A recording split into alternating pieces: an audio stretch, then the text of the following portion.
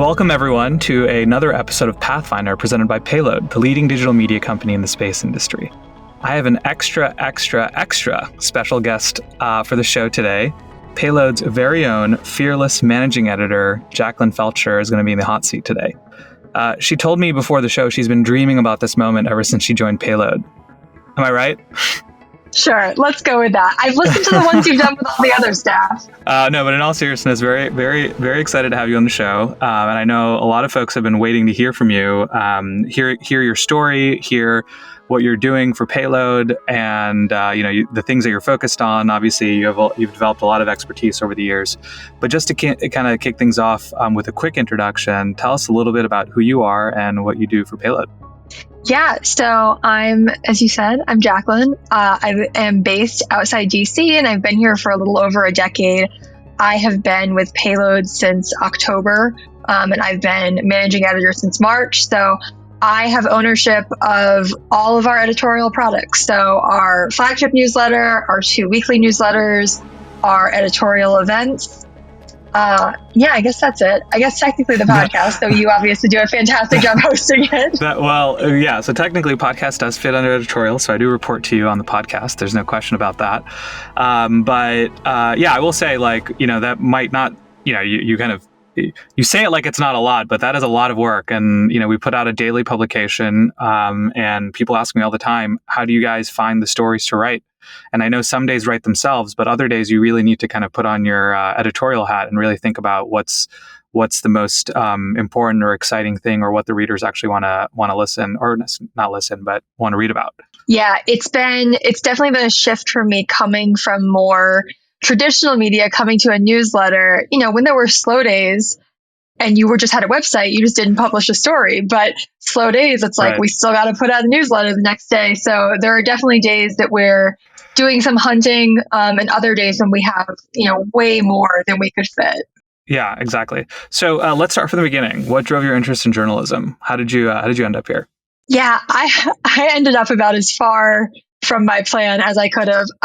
I really am a big baseball fan, and I went to college in Boston, and I was a double major in religion and English. So neither one really lends itself to a career path, but I really, really loved the Red Sox. And I was like, I want to be a sports reporter. And basically, until I started my career, I was on the path of being a sports reporter. So that was really what drove it. But I think, I just love to write. I think journalism is a way, kind of a natural career in writing. So I love to write.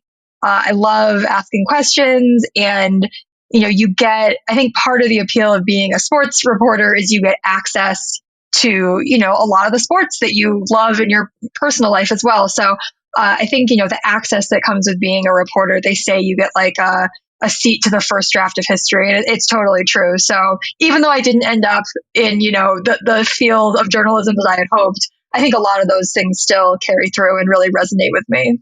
So it sounds like, it's interesting because you wanted to be a sports reporter, but your journalism career is so heavily focused on government and national security. How did that, and it sounds like that transition happened pretty soon after you decided to be a reporter. So how did that happen? Yeah, so I got my master's in journalism at Northwestern, and they had a summer program in DC, and I came to DC exclusively because I wanted to cover the Roger Clemens trial at the Supreme Court. That was my plan, which was declared a mistrial on the first day. So then I had 10 weeks in DC that I had to figure out what I was going to do with myself. And I had been writing, I visited the brain bank in Boston from Chicago, and I'd been writing a lot about concussions among, football players and athletes. So when I was in grad school, we had a, school newsroom. We wrote for clients, and one of our clients was Military Times. So I was writing, it was a time when there was a lot of concern about concussion among troops and TBI with troops. So I started writing stories when I was in grad school for the Military Times about concussions in the military. And then when I graduated, I got sort of a short-term job as a contractor. I was editing and copy editing the Navy IT magazine, which is called Chips. So that was really just to help me look for a journalism job and stay in DC. And then I, built a relationship with Military Times and they were hiring. So I joined Navy Times as sort of it's called a deputy news editor. It's kind of a junior reporting position for people, either former military members who don't know anything about journalism or journalists who don't know anything about the military. And I had no one in my family served. I had no background in the military. Ended up there and, went on to do like more political journalism. But because I had the defense background, I always kind of got funneled into that. And I love reporting on the Hill. Once I got to the Hill, especially as like kind of a optimistic 23-year-old, I felt like the things that happened there mattered. And I was, letting the people know what happened in Washington, which is very funny looking back because not much was happening on the Hill at that time. But yeah, I mean, that's how I got, it really was just journalism jobs were hard to come by. They hired me. But it's funny because so many people want to cover national security and I fell into it very, very luckily. So, Jacqueline, you've obviously held a couple different roles since then and before Payload. So maybe talk a little bit about what you did before you joined us. Sure. So after I was at Navy Times, I went to the Washington Times where I covered defense stuff on the Hill, but also more broad. I was really kind of a general assignment Capitol Hill reporter. So I covered the Farm Bill. I covered, Ted Cruz's super long filibuster.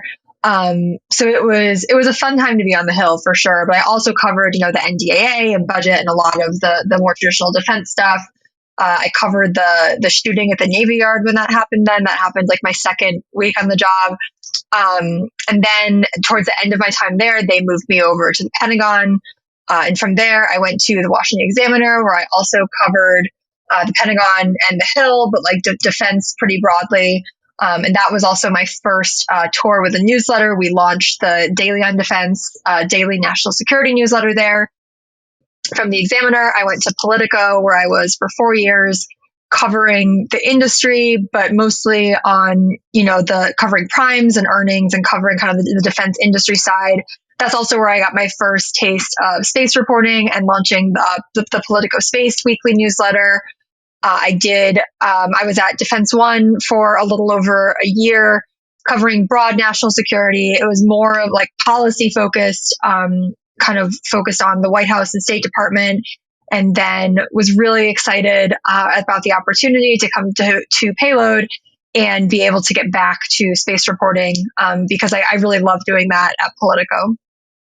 Yes, and Politico Space was one of my favorite publications. I remember for quite some time before it kind of just disappeared all of a sudden. And, come to hear that it got rolled up into Politico Pro, which now you have to pay for, which has been unfortunate. But so you do your stint at Politico and then you're at Defense One. And then I remember I gave you, I think we met for the first time at Space Symposium, if I'm not mistaken. I met with Ari at Space Symposium. Yeah, exactly. And Ari came back to me and was like, "Hey, I met this great reporter. I really think we should talk to her and see if we can get her to join." And I remember you and I had a conversation early days, and I was like, "Look, I don't think we're ready to hire someone else yet, but we've heard really great things, and we just want you to know who we are, and we just want to kind of open up that dialogue." But I'm kind of curious, what kind of change, or not change, but what really helped kind of shift your kind of mindset from going from established media business to fledgling startup? Yeah, I mean, it was definitely a scary transition, especially because I was pregnant at the time. So, not necessarily the time that you want to make big, risky career moves. But I think, talking to you, seeing your vision for the business and for the company and, really believing in what Payload is doing, that there isn't anyone covering the space industry kind of the way that Payload is. So, just really wanting to be a part of that. And it's definitely been, a bit of an adjustment, kind of coming to a startup and being on such a small team and people being all over. But overall, it's been a hugely positive experience. It's so funny. The Space Symposium where I met Ari, he walked by me and I saw his Payload hat. I was like, oh my God, Payload, like I love it. I subscribe. He's like, oh yeah, like I'm a co-founder. I'm like, haha, are you guys hiring? And then, 9 months later, here I was working here. All right, so I did not realize that you had made that joke. That's kind of funny. Well, Yeah. I'm glad you did, because whatever, it's very possible that it helped jog something. So, well, okay, so great. So now, I do have a separate question related, and just kind of tying together how you operated at your previous jobs and now kind of operating here at Payload. And the question really is like, now we have a daily publication, right? We publish every morning at 9 a.m. Eastern, and rain or shine, right? Meaning like even if there's a lot of great stories to write, or even if there isn't, right? So you have to really think about that as you're constructing the week ahead and what we're going to be talking about, what readers want to read about, and what they care about. So I'm just very curious, like, what are the key sort of tools, source of information that you utilize to help keep yourself in the loop with what's happening in the industry, and then what are sort of things that you're doing in general to kind of paint a different. I mean, we do. There's no question we have a different voice in the industry. So maybe talk a little bit about your process, effectively, your craft, so to speak. Yeah, so I have a Twitter list that I rely on pretty heavily of a lot of, there are a lot of really great space reporters. So it's great to both kind of track their work and what they're reporting on, but also just kind of their chatter if something is happening, kind of how they're thinking about it. If they're traveling, so they're actually at a launch, what they're seeing. So I definitely rely on that. Some sort of curated Google searches to stay up to date on the news. We are very lucky that we get a lot of inbound PR pitches to kind of know both news that's happening and just to see, are there a lot of pitches all of a sudden on some particular topic? Like kind of where is the industry heading? And I think, it's helpful as we think about the newsletter to think about who our audience is. We're not like when there was the UAP hearing, like we're not writing for the person who's like, are there aliens necessarily? Like we are writing for space industry professionals who are generally reading this for their job, not just like for fun. They're not like casual space. Maybe we have some casual space enthusiasts, but I think our core audience. So that really, as we're picking out, what stories make sense, it's really helpful to kind of keep in mind who's going to be reading it and what they want to get out of it as we try to pick stories. How do you think the role of media in the space industry has changed, especially with the rise of commercial new space, so to speak, companies? Even since you've joined the industry, right? Which you and I haven't been in the industry for too long, but clearly there has been a lot of pretty significant shifts. But how do you think that's reflected in media? Yeah, I mean, I started covering space in 2018, and Politico space went to 3 times a week. And then they scaled it back to just once a week. And now we are publishing a daily newsletter plus 2 weekly newsletters. So it just goes to show kind of how much that we couldn't sustain a 3 times a week newsletter in 2018. And 5 years later, there's just so much more to cover. And to look even further back, but before I started covering space, at a time, the shuttle program, when everything was looking at, government space, there was no, I'll report on this space startup's earnings or this small launcher or, tourists going to space. The industry has gotten so much more diverse. And I think the reporting on it has definitely gotten more diverse as a result. You see lots of major publications have space reporters, but, I think a couple decades ago, they would have pretty much exclusively been covering NASA and maybe, some of the kind of geopolitics of space. But today there's just so much more to cover. Yeah. Well, look, I have my resident space policy expert here, so I obviously want to use this time to get your thoughts a little bit on the topics, trends, what's really driving the industry right now. But actually, even before we get into that, but related, you did mention we have 2 other publications, and one of them you help manage and run solely, right? You're basically the main driver of that, which is Polaris. Talk a little bit about what is Polaris and what you're working on there. Yeah, so Polaris is our weekly space policy newsletter. It's a lot of news out of DC, given that that's where I'm based, but Also beyond kind of looking at the UN, or, we covered a new orbital debris mitigation recommendations from the World Economic Forum. So it's looking kind of broadly at space policy, but since it is weekly, I try to focus not so much on, covering the news of the week, but thinking about what are people in this community talking about? Who are the key players in this community that we should be talking to, and having a lot of, Q&As or documents or, interviews with senior officials, both on the Hill and in the administration. I had an interview with the Office of Outer Space Affairs at the State Department about, some of the international outreach efforts. So stuff like that is really what I try to do, to kind of just think about what is the conversation about space policy, and how can we help, drive it and participate it with this weekly publication. And how does a reader sign up for Polaris? It's polaris.payloadspace.com. And you can subscribe from there, and it comes out every Tuesday at 2 p.m.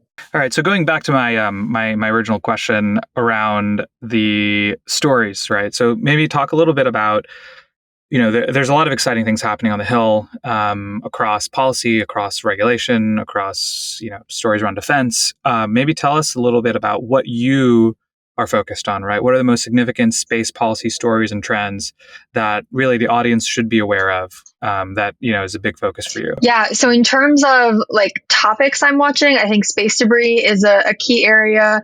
We've seen, a lot of the international organizations start talking about it. But Congress is actually dealing with this too. They're considering a bill this Congress that was also introduced last Congress, the Orbits Act, that would invest in debris cleanup technology and start to think about, which pieces of debris should be the highest priority to be removed. So that's something that we're seeing lawmakers start to think about.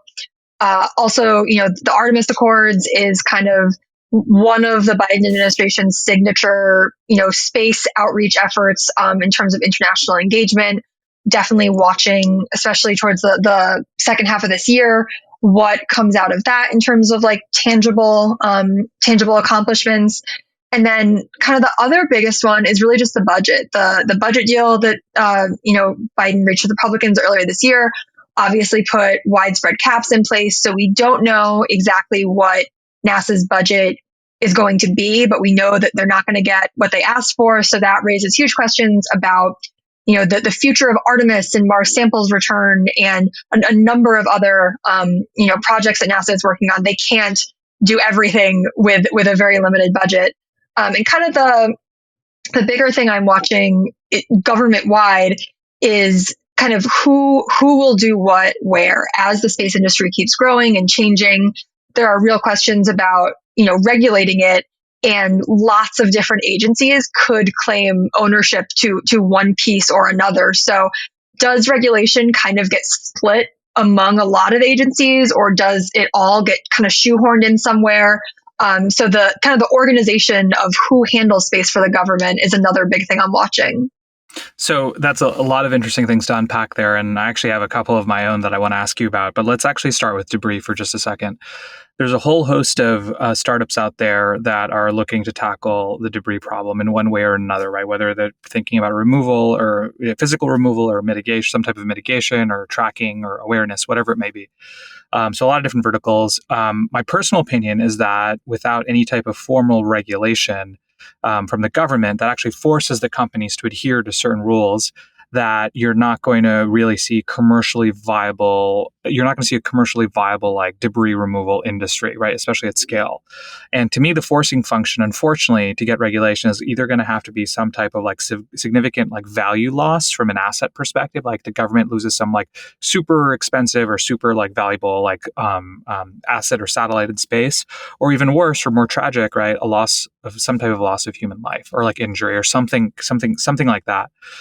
Do you agree with that? And are you seeing anything different? Yeah, I unfortunately do agree with it. And I think, I moderated a panel at the Secure World Foundation Summit for Space Sustainability on new orbital debris mitigation guidelines. And someone from GHGSat was on the panel, and his position was very much if space becomes unusable because of debris, like that's our business. So I think there are some in industry who are kind of tackling this debris mitigation on their own, for their own reasons, for the longevity of their business. But to have sort of broader acceptance of regulations, I do think, unfortunately, that it will take, something bad happening to get the attention of broader people, in part because, like, yes, it's in companies' interest to have space be as clean and usable as possible, but it also costs money to either like put a latch on your spacecraft to be able to pull it down. Like, then there's extra weight to launch, or to like go up and take it down. There are huge policy questions with, going and like grabbing a piece of debris and taking it down. Because if you can do it with a piece of debris, you can do it with a missile tracking satellite. So like, that's a whole other issue. But, financially, like, will most companies invest the money required in what it takes to kind of take their satellites out of orbit when they finish their mission without a mandate from the government? It seems not super likely to me. Yeah. Well, do you think some of the recent regulatory talks and discussions that have been occurring on the Hill, do you think those have any weight, right, for the time being? Or do you think it's more, I mean, where do you think that stands? Yeah. So the Orbit Act, it makes some serious, it talks about this in a serious way, right? It asks, mandates that the government invest in these technologies, which would be huge for the industry to have, government buy-in and government investment flowing. And it also asks the government to create kind of a list of the most dangerous pieces of debris, so the highest priority things. It does not take that further step to say, and then we're going to clean up those, most dangerous pieces of debris by X date, or we're going to impose regulations that are not voluntary, or we're going to, it urges the government to work with international partners, but it's a lot of, softer language. We're going to ask the government to do this. We're going to urge collaboration. So it definitely is softer language, but the fact that, there are, I think it was, it's co-sponsored by more than two lawmakers. There are a couple lawmakers kind of backing this effort. The fact that this effort is even being talked about on the Hill, I don't think it's something that would have existed 10 years ago. So I do think it's, significant that this conversation is even happening, but the bill does not kind of go as far as actually cleaning up some of this debris, though it does, make important steps in that direction. All right. Well, let's talk about the Artemis Accords for a second. So you mentioned it. Before we even just jump into a question, maybe just for starters, and most of our listeners will know what the Artemis Accords are, but just curious, like, just a minute, what are the Artemis Accords? Yeah, so more than 24 countries have signed onto this set of voluntary guidelines about the responsible use of space. They are non-binding, but through them, the U.S. government has, created space partnerships with a number of non-traditional partners. Administrator Nelson just got back from South America, where he got more signatories. So it has helped the U.S. government kind of increase its outreach in space, but it does not include some of the major space players of the future. Yeah. So if you think about space treaties globally, right, and there's the famous one, right, the Outer Space Treaty of '67. Now, most of these like laws, treaties, they're notorious for being more bark than bite, and we've heard from lots of different folks in the industry, both on the commercial side and on the government side, effectively things that reflect that opinion. I'm curious, do you think the Artemis Accords are any different, or do you think that, or do you agree with that statement? Yeah, I think the jury's still out on the Artemis Accords in terms of how much of a real impact they're going to have. They are non-binding, as most of these are, and they don't include, China and Russia. So if you're talking about, the global space ecosystem without one of the countries that's likely to be a major player in the global space ecosystem, I think you're going to miss the mark in at least some way. You're not having a conversation with like the other biggest player. But I think we'll have a better idea this fall about kind of what concrete accomplishments might come out of them. There are 2 working groups within the Accords that are going to report out at IAC this October. One is about basically like what benefits countries get from joining the Accords, especially because the State Department is trying to court like non-spacefaring nations, saying if you use space data for anything, you should want to be a part of this. And the other is about deconflicting activities on the lunar surface, which is super interesting.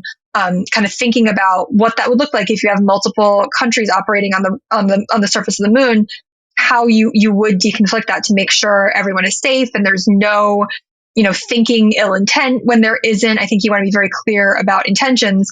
That being said, the U.S. and China are the 2 countries kind of poised to head back to the moon. So if you don't have China as part of this conversation, it's unclear kind of how effective it really can be. Yeah, exactly. Now, I have a scenario to kind of run by you. I'm kind of curious to get your thoughts. So, what do you think? Let's fast forward the clock 10, 15 years. SpaceX lands on Mars, right? What do you think will happen if SpaceX becomes the first entity to land on Mars? Do you think Elon claims it as a SpaceX colony? Do you see it as a U.S. colony? I don't even know if we should even use the word colony because I know that's triggering for some folks. But like, is that even something?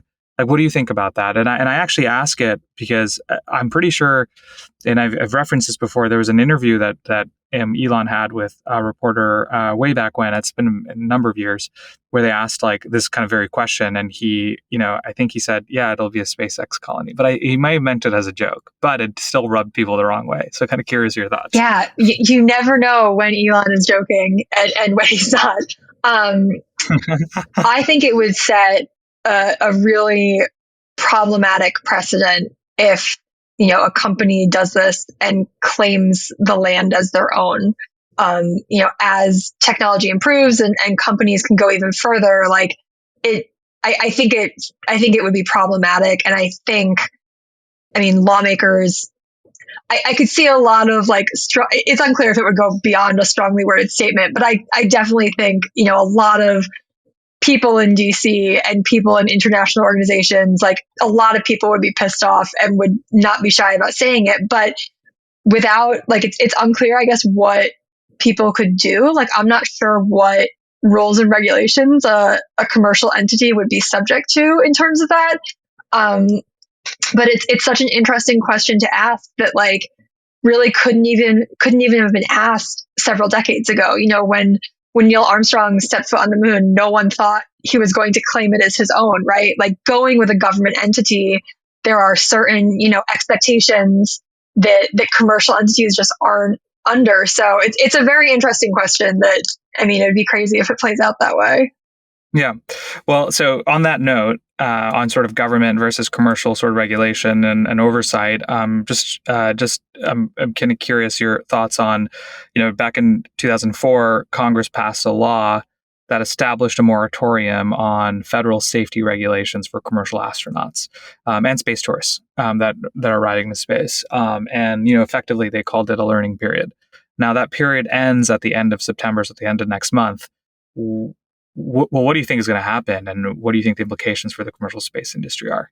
Yeah, we definitely don't know what's going to happen. There are a number of, the typical space lawmakers, kind of the leadership of the House Science, Space, and Technology Committee, and their counterparts on the Senate, who have said that dealing with this in some way is a priority. But if you went up to your average House lawmaker, do they know what this learning period is? Is this a priority for them to pass? So it's unclear if this is something that Congress is even going to deal with during kind of the busy rush to the end of the fiscal year, where they're also dealing with, budgets, or at the very least a CR, and, they're dealing with the NDAA. They have a lot of stuff on their plate.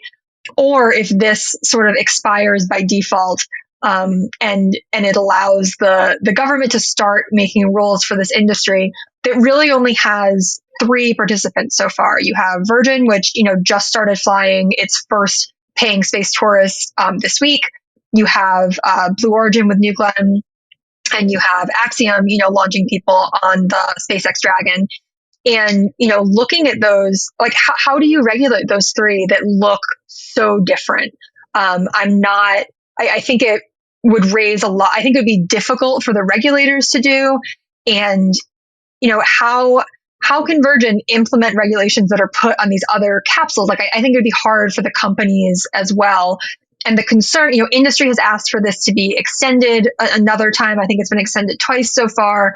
They're saying that they need more time for the industry to sort of coalesce around, a more similar looking mode of transportation, and that too many rules too soon. Like, there are only three. Like, it could prevent other companies from entering this space and kind of being able to thrive. Do you think if the learning period sort of falls by the wayside and expires by the end of September, like, what do you think happens after that? Like, do you know if governments, if like companies are allowed to continue to operate, or do they have to wait for any type of like comment from the FAA or any other regulatory body? So I don't know for sure. I would think that the companies would be able to continue to operate, because it's, there wouldn't be rules on October 1st. It would basically, the lights come on October 1st, and the FAA would basically just be allowed to start forming rules, which I assume would take a while. They would want to get working groups and get input from industry. And I think it would be a while before these rules were implemented. And, usually with these things, it's like the rules will be implemented on X date, and like companies have to be in compliance with them even further out. So it would really just start the process. And I don't think it would change anything about operations today. We're about to enter an election year, and presidential election, of course, and could have substantial implications for the space industry, right? And I am kind of curious to understand from your perspective, how do you think the different presidential candidates are thinking about space, to the extent that you know or you've looked into it? And really, do you expect significant changes under kind of a different administration? And just to kind of set the scene, right? I'm not going to go back too far in time, but if you even go back to the Bush administration, right, a few administrations ago, the Bush administration was effectively defined, right, by the retiring, as far as space goes, the retiring of the shuttle, and the initiation of what was at the time called the Constellation program, which was like figuring out a different type of vehicle and craft to get us back to the moon and to space. And then during the Obama administration, effectively the Constellation program was canceled. And then there was a move towards the Commercial Crew Program, right, which effectively helped launch SpaceX. And I'm obviously oversimplifying. So for those listening and they're like, "Oh, you forgot that," like, yes, I know. And then finally, you had the Trump administration, which was arguably one of the most impactful from the industry's perspective for since a long time, with the establishment of the Space Force, the kind of the launch and continuation of the Artemis program, and really the revival of the National Space Council. So maybe talk a bit about the current administration, from like Trump to like now Biden, and how you foresee sort of the potential next wave. Let's just say if Biden continues to stay in office, what does that mean for the industry? And then, what are some other scenarios that you're thinking about? We don't need to go through every single one, but just some of the ones that are top of mind for you. Yeah, space is probably one of the only areas that we've seen a lot of continuation between the Trump and Biden administration. So, we didn't see the wild swings that you've talked about, previously, where an administration comes in and scraps the whole program, right? Biden came in and it was like, Artemis is still happening. We're still going back to the moon. And I would expect, kind of regardless of who is the next president, I think, Artemis is likely here to stay. The moon is likely the next stepping stone. So really don't think we'll see a lot of those major changes that we've seen before. The Biden administration, I mean, there are a lot of people doing a lot of good work. There just is not the same sort of attention at the highest levels that there was in the Trump administration. And you can say that that's a good thing. You can say that's a bad thing. But Biden does not give a lot of speeches where all of a sudden space will just come up, which always happened in the Trump administration. It was something he talked about a lot. Trump was at the Demo 2 launch where Crew went up for the first time on the Dragon, the first crewed launch from American soil since the shuttle program.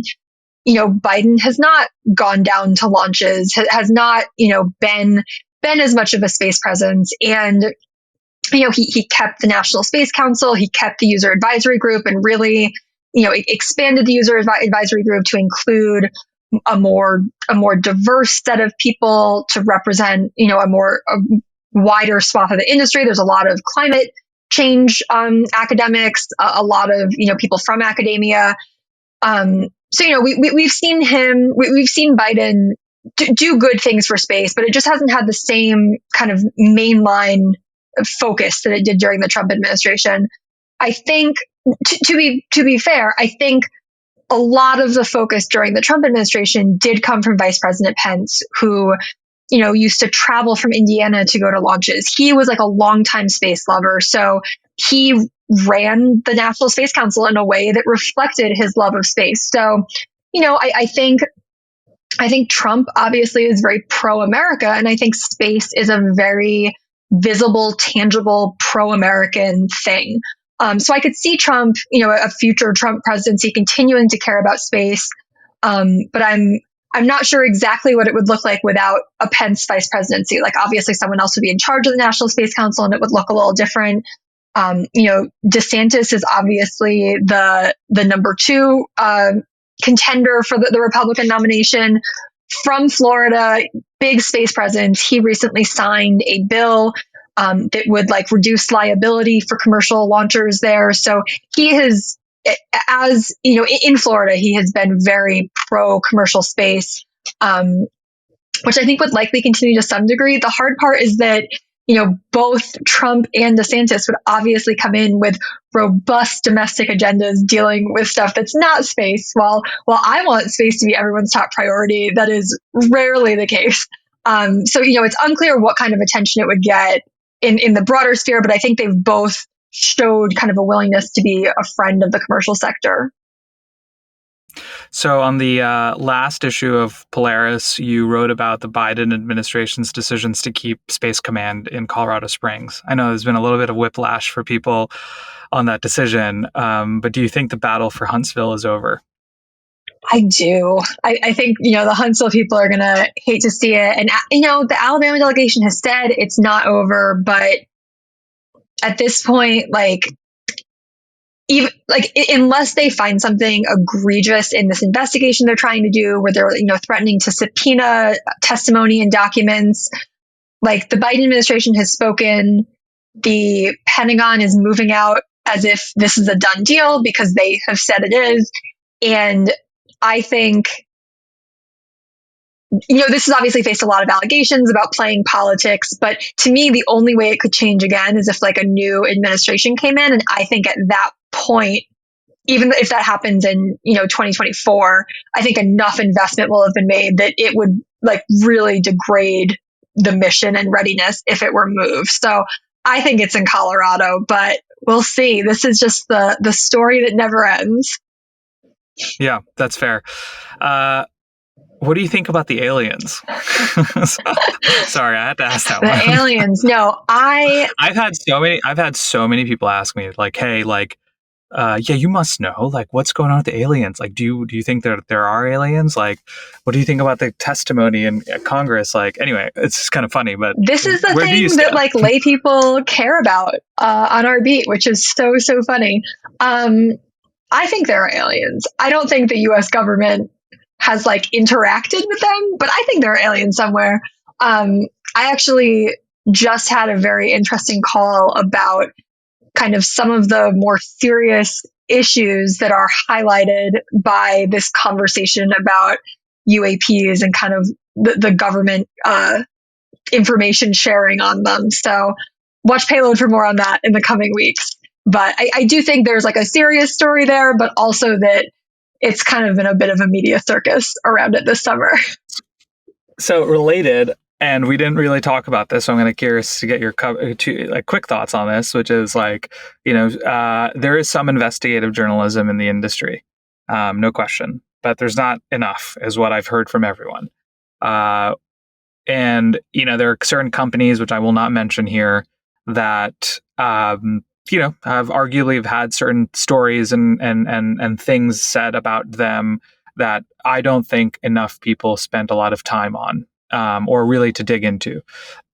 Curious, like, do you agree with that? Do you think that that's a gap in the industry? And, why do you think, if you do think it's a gap, why? And if not, maybe, then who do you think is doing a good job there?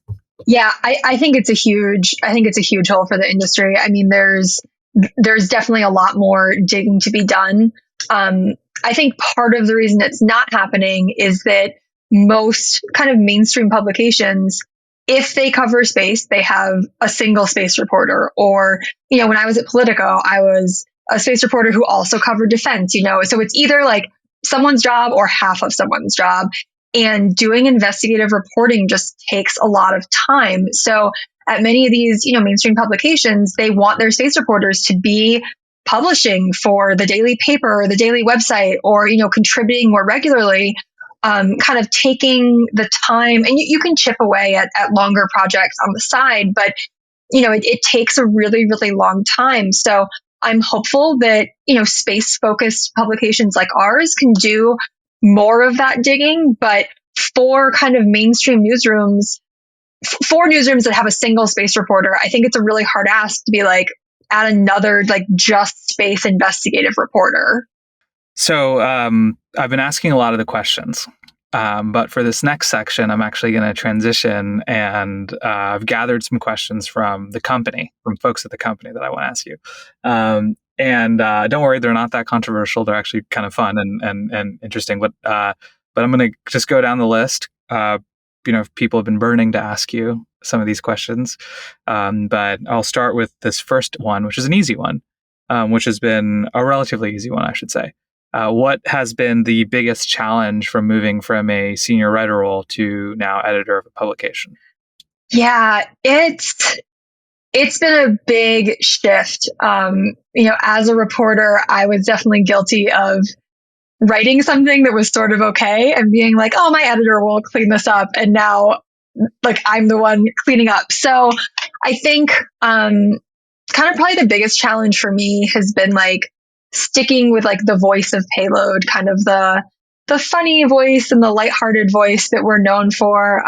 Coming from more mainstream organizations, it's not something I had a lot of practice with before coming here. But it's been very fun. I always loved being a reporter because, you would get that big interview, or you would write that big story and it would blow up and you would like feel all this pride in it. And I was like, am I going to feel that as an editor? But, we had a member of our team wrote this great profile of the spaceport company this week. And, I went through the process with him of getting the interviews and asking the questions, and like watching our reporters succeed has like made me have that same pride that I used to have as a reporter. So it's been very, very fun to kind of work with the team and help kind of shape our coverage for sure. What's your favorite space topic to cover? If you had to pick one singular topic that you're like, this is the one I love to cover, what would it be? I'm a sucker for orbital debris. There was something where like, oh, it was like a Chinese rocket body. It was like orbital debris. And my husband hears about it nonstop. I just go off about it a lot because I do think like a piece of like a fleck of paint went like inches into a shuttle window, right? Like very, very small things can do a lot of damage. And like you have like a couple bad collisions and all of a sudden like there's no GPS and really like no opportunity, right? So like so much of our lives are tied to space, and it really is like all at the whim of a fleck of paint, which is terrifying. And I don't think many people like know about it and get it. So especially like non-space people, I'm always like, but have you heard about debris in space? And I get like really nerdy into it. Yes. I can see how one would get excited. I don't think orbital debris wakes me up in the morning, but I can see how it does for you. Now, I do have so actually unrelated to any of the questions that folks asked internally. I am curious, since you brought up orbital debris, are you a believer in the Kessler syndrome? I think so. Yeah. That's where like you have like one, and then like those pieces of debris create more debris. Basically, Yeah, for the audience that doesn't know, it's like the idea is like this. It's this like theory that one collision in space is going to lead to a domino effect, and lead to another bigger collision and another bigger collision, and ultimately what it will do, and what the Kessler syndrome says simplistically, is that the entire like Earth orbit will be unusable one day, because it was basically like we've basically created this gigantic pile of junk, which doesn't allow for anything to actually operate. I So definitely, it's pretty dark. yeah, no, I definitely buy into this because, like, practically, one collision will create lots of debris, but at the same time, we have not seen lots more collisions after like the couple ASAT tests that have happened and created a lot of debris. But I don't know. I could definitely see it happening if people are not paying attention to it. All right, so back to our questions. So, what do you enjoy most about Payload? I really love like working on such a small team, and like I'm used to being kind of like among my coworkers, I'm used to being like the nerd in the corner talking about orbital debris, and now like we are all nerds together talking about this stuff, right? Like it's just been really, really fun to work on a team where everyone is like super passionate and into the same things I am like really into. After, because it's hard to find, just like in my daily life or in a bigger newsroom, it's hard to find people who are like really deeply into this stuff. And it's been very fun to be surrounded by those kinds of people. Okay, so this next question, I promise, did not come from me. It came from editorial. It came from the editorial team. Who's a bigger baby, Elliot, Jack, or Rachel? And maybe tell the audience who I'm referring to. Yeah, so Elliot is my son. He is 8 months old, so fair to say he is the bigger baby of the three. That feels like the most diplomatic answer. The safe answer is, and Jack and Rachel are on our editorial squad. So there you go. All right, and then last question that I'm going to ask from the team is, they want to hear more about your beer podcast. Oh my gosh, why does this keep coming up? So in February of 2020, my husband is like a big podcast fan. So we launched a running and beer podcast where once a week we would drink like craft beer, and we would like talk about the beer, and then we'd talk about our week in running. And it started before the pandemic, and we had just been, you can see, I guess you can't see them, but I have all my like Disney medals up on this wall, but we had just been to like a Disney half marathon race weekend. And so we like talked about that. And then the pandemic happened and all our races got canceled, and it like very much became like running therapy for us. And we did it for a really long time. And we like, there's a cider place in Alexandria. We like talked with, because they host a lot of fitness events there. So we like had on like guests who worked at different breweries, and it was very, very fun. And then I got pregnant and I couldn't drink, and I like wasn't running much. So we stopped, and now I've actually broached to him, like, we should restart it because it was so much fun, but we are just both very, very busy. But yeah, it was called Running on Tap, and we probably did it for like 2 years. Well, maybe one day you can do a space beer podcast, because There there seems to be more and more beer that gets brewed in space, or so I've heard. Okay, final question, Jacqueline, and this is more advice related. So, what advice would you give to young reporters who are aspiring to get into space journalism? And I ask that because I know you get a lot of inbound. We've gotten a ton of inbound from folks at NASA, at different organizations that are very interested in what we're doing at Payload, but just in general, because of like what's happening at the space industry at large, there's just so much more attention, interest, both mainstream interest and, interest from, more industry professionals that want to actually tell more, talk more about the stories that are happening. So yeah, what advice would you give a young reporter who's now thinking about, journalism, especially in space? Yeah, I mean, I think it's it's a very fun beat to go into. So like, you should definitely do that. But I think it's a smart move. I mean, the industry is only going to keep growing. So I think, that there will likely be more and more space reporting jobs. I've seen young reporters have success kind of going into newsrooms and then saying like, well, we should be covering this in space, and like not necessarily getting hired as a space reporter, but trying to carve out a role for yourself internally that you're pitching space stuff and you think the organization should be covering space stuff. I think it's probably a good way to go about it. So my master's degree is in like health and science reporting. So, I obviously think it's helpful to have a background in, translating complex topics in like a readable way, because that's what a lot of the reporting is. But I've always like been into science. I was a chemistry major like very early on in college before I switched, because I realized that, math was not my strong suit. And this, I think, is a fantastic way. You hear so much about encouraging people to go into the space industry, but not everyone has the aptitude or desire to be, an engineer. So I think I would just encourage people to think about like journalism and communications as ways to be involved in the industry if you have kind of more like humanities and writing skills, because it's a very fun industry to be a part of. Right. Well, what I'll say is I certainly agree with all that, but more so, thank you for being on the show today. And for the audience doesn't actually know this, but we had a really major technical difficulty in the very beginning of the show, and Jacqueline took it like a champ. So I think most people would have been frazzled, but you handled it really well. So thank you. Thanks for dealing with that, and thanks for being on the show, and excited to have you back sometime in the future. Yeah, thanks for having me.